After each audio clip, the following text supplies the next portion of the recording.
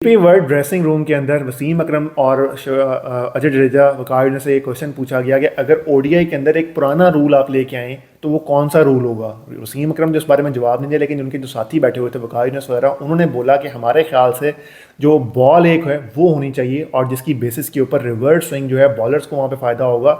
ये जो 3-300 350 स्कोर बनते आ रहे हैं, तो मेरे ख्याल से यहाँ पे एक चीज़ जो है ये इंट्रोड्यूस करवानी चाहिए और बॉल जो है वो सिंगल होना चाहिए। जिस तरह पहले होता था कि 40 ओवर्स के बाद वो बॉल चेंज कर दिया जाता था, लेकिन still it was a good time to have that ball कि वो ड्राई अप हो जाए और उसकी साइड एक बन जाए जिसकी वजह से वहाँ पे उसको लेके चला जाए। तो वसीम अकरम ने इसके ऊपर बात करते हुए बोला कि अगर ये कर भी देते हैं तो इनको बॉल नहीं बनानी आनी, क्योंकि हम लोग जो अपनी थे एक साइड होती थी उसको हम बिल्कुल ड्राई रखते थे ताकि उसके ऊपर किसी किस्म का गीला हाथ भी ना लगे।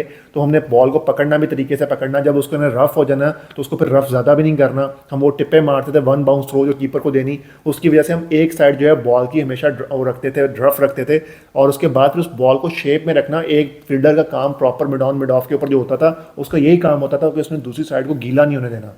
और जो बॉल पकड़नी है स्पिनर्स ने भी पकड़नी है, जिसने उसने अपने हाथ प्रॉपर खुश्क करके वो बॉल को पकड़ना है। जो स्केयर होता था आउटफील्ड का वो ड्राई होता था, on the basis of that वो रफनेस ली जाती थी और बॉल 10वें 12वें ओवर के बाद 14वें ओवर के बाद रिवर्स होना स्टार्ट हो जाता था। 20वें 30वें ओवर के बाद तो it was going to be unplayable अगर आप यॉर्कर करते हो। लेकिन हमारे यहाँ पे अगर वो कर भी ले रिवर्स स्विंग तो यॉर्कर ने मारने किसने, हमारे बॉलर्स को तो यॉर्कर मारना ही नहीं आते।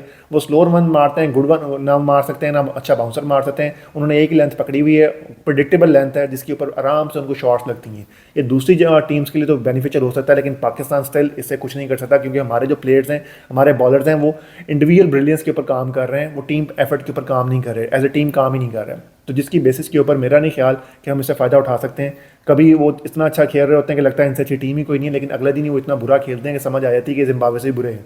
बाकी आपका क्या ख्याल है कि अगर ये रूल चेंज होता है तो it will be good for cricket और नॉट, और बाउंसर्स जो हैं वो 2 होने चाहिए, 3 होने चाहिए, इसके बारे में बताइएगा। Do let us know in comment section. Allah हाफिज़।